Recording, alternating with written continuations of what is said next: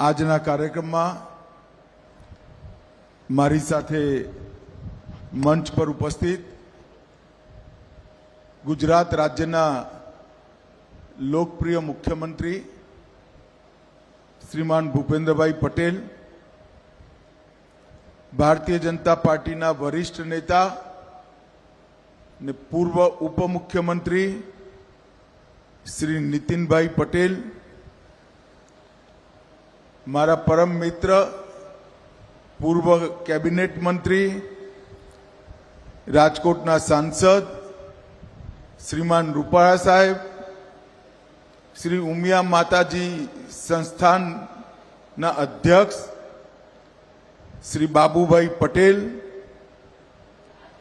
ઋષિકેશભાઈ પટેલ મંત્રી ગુજરાત સરકાર, શ્રી રમેશભાઈ પી પટેલ ઉપાધ્યક્ષ ઉમિયા માતાજી સંસ્થાન, શ્રી જે.એસ. પટેલ વિધાયક Mansa, Mauleshbhai D Ukani, Arvindbhai Tribhuvanbhai Patel, Shri C K. Patel, Shri Jayantibhai H. Patel, Shri Ajaybhai H. Patel, Shri D D. Patel, Pratapbhai Patel, Khodaldham ફાગવડના અધ્યક્ષજી શ્રી એન.કે. પટેલ, ઉપસ્થિત સૌ, મંચ પર ઉપસ્થિત સૌ આ પવિત્ર કામના દાતાઓ અને વિશાળ સભાગૃહમાં આવેલા સૌ માં ઉમિયાના ભક્તોને મારા પ્રણામ, નમસ્કાર.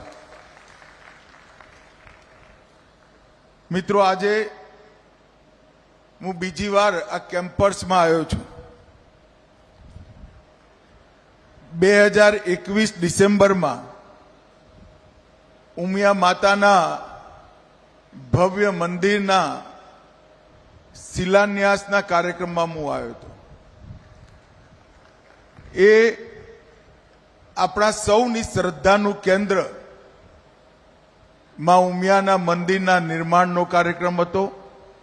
અને આજે શ્રી જે.એસ. પટેલ છાત્રાવાસ, તપસ્વી કુમાર અરવિંદભાઈ પટેલ બહેનોનું છાત્રાવાસનું લોકાર્પણ, આ બે કાર્યક્રમ માટે હું અહીંયા આવ્યો છું.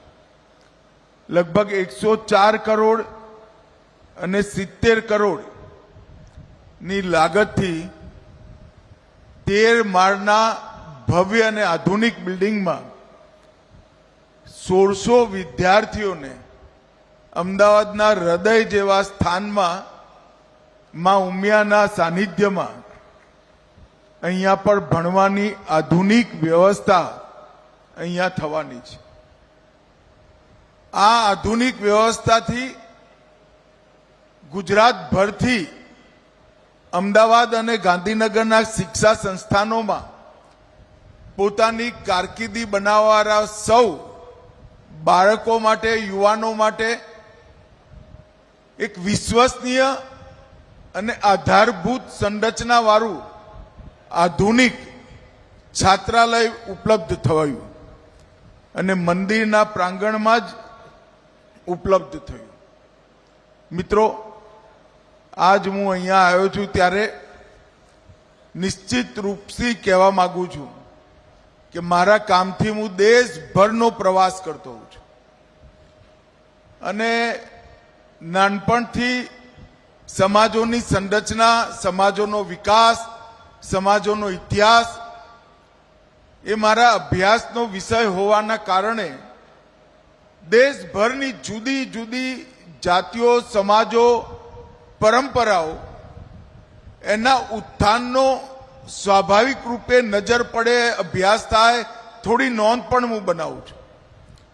અને હું ગુજરાતથી આવું છું એટલે કહું છું કે આઝાદીના 75 વર્ષમાં ગુજરાતના પાટીદાર સમાજે જે પ્રગતિ કરી છે એનો ભારતમાં ક્યાંય જોડ નથી.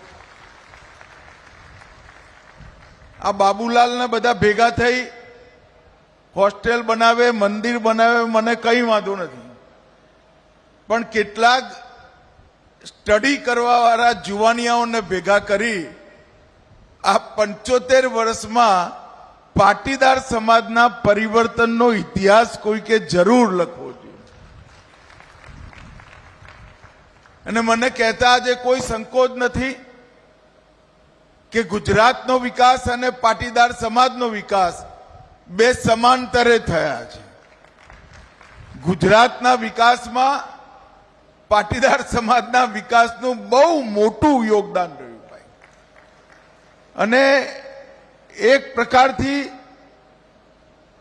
ત્યાગ, તપસ્યા, પારદર્શિતા, પ્રામાણિકતા, પુરુષાર્થ અને દેશભક્તિ આ બધું જ એક સાથે શોધવું હોય તો પાટીદાર સમાજમાં તરત જ મળી જાય. અને આવડું મોટું પરિવર્તન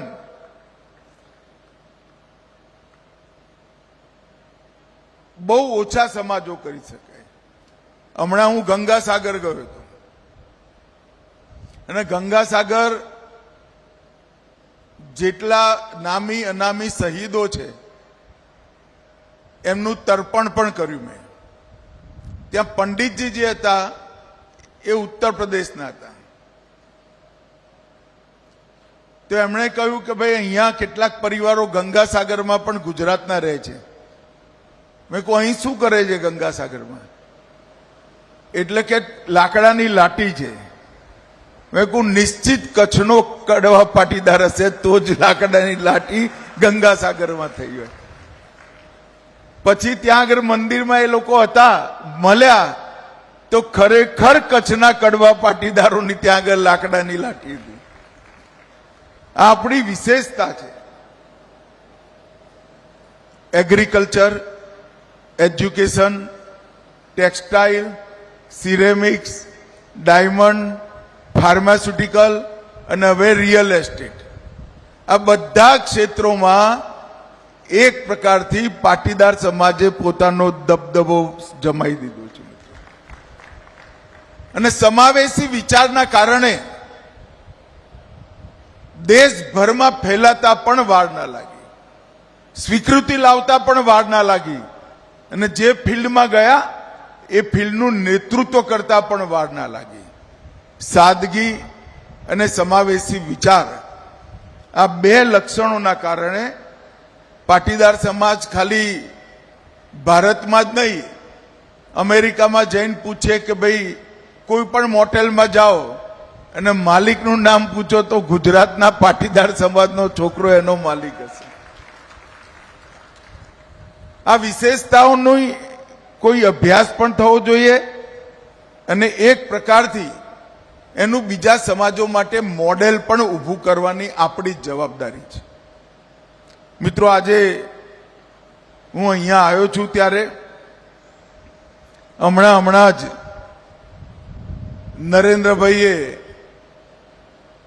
નરેન્દ્રભાઈના નેતૃત્વમાં, નરેન્દ્રભાઈના પરાક્રમથી બંગાળમાં મોટું પરિવર્તન કરવાનું કામ બંગાળની જનતાએ કર્યું છે. ને બંગાળની અંદર પરિવર્તન થવાની સાથે જ ગંગાસાગરથી લઈ ગંગોત્રી સુધી જેટલો પણ ભારતનો ભૂભાગ છે એ દરેક ભૂભાગ પર ભારતીય જનતા પાર્ટીનો ભગવો ફેરવવાનું કામ દેશની જનતાએ કર્યું. અને આ દેશના 80% ભૂભાગ પર ભારતીય જનતા પાર્ટીનો શાસન થઈ ગયું છે. મિત્રો, એની સાથે સાથે ભાજપનું શાસન થવાની સાથે સાથે જ દેશની અંદર પરિવર્તનની પણ શરૂઆત થઈ છે. આખા દેશની અંદર આર્થિક પરિવર્તન તો થયું જ, પરંતુ દેશની સુરક્ષા માટે આમૂલચૂર પરિવર્તન થયું. આંતરિક સુરક્ષાની વાત કરીએ તો આતંકવાદ, નક્સલવાદ 10 વર્ષના ટૂંકા ગાળામાં નરેન્દ્રભાઈના નેતૃત્વમાં સમાપ્ત થઈ ગયો. 5 દશકથી 50 વર્ષથી નાસૂર બનેલા નક્સલવાદને 31/3/2026 સમાપ્ત કરવાનું કામ આ ભારતીય જનતા પાર્ટીની સરકારે કર્યું. અને બંગાળમાં તો હજી બંગાળના મુખ્યમંત્રીએ શપથ લીધા છે, હજી તો ખાલી શપથ લીધા છે. પહેલા રોજ 5-10 હજારની ઘૂસણખોરી થતી હતી, હવે રોજ 5-10 હજાર પાછા જવાના ચાલુ થયા છે. અને હમણાં જ પીએમ સાહેબે જેની ઘોષણા કરી હતી એ ડેમોગ્રાફી ચેન્જ કમિશન ભારત સરકારના ગૃહ મંત્રાલય બનાવ્યું. મિત્રો, આ ડેમોગ્રાફી ચેન્જ કમિશન જે છે, જે અકુદરતી જનસંખ્યામાં બદલાવ થયો છે એનો અભ્યાસ કરશે, એના કારણોની તપાસ કરશે, એના કાયદાકીય રસ્તાઓ શોધી આવનારા દિવસોમાં જે આ ઘૂસપેઠના કારણે કૃત્રિમ જનસાંખ્યિકી બદલાવ થયો છે, આપણા જનસંખ્યાનું પ્રમાણ માપ બદલાયું છે, એ પ્રમાણ માપ સરખું કરવાનો કાર્યક્રમ પણ થોડાક જ સમયમાં ચાલુ થવાનો છે. અને મિત્રો, જ્યારે એસઆઈઆર ચૂંટણી પંચે ચાલુ કરી એ વખતે દેશભરમાં રાહુલ ગાંધી અને એમના સાથી પક્ષોએ એક અભિયાન ચલાવ્યું, વોટ ચોરી અભિયાન.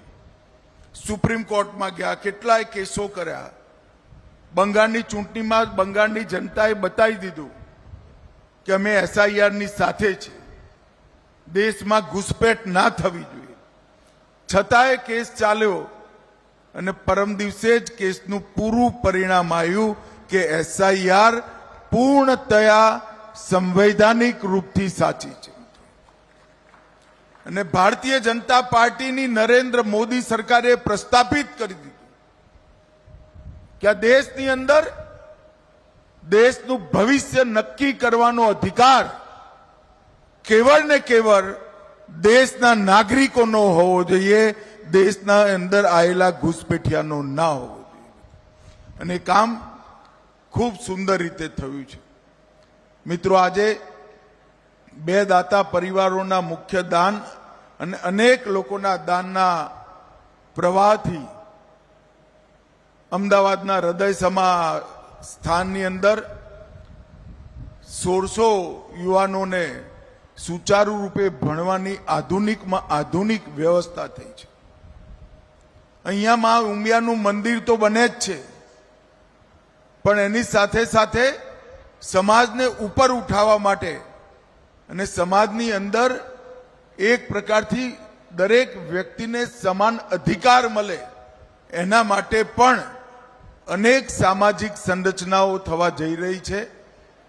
બાબુભાઈ પટેલ અને એમની ટીમ અને ઉમિયા માતા સંસ્થાનને મારી અનેક શુભકામનાઓ છે.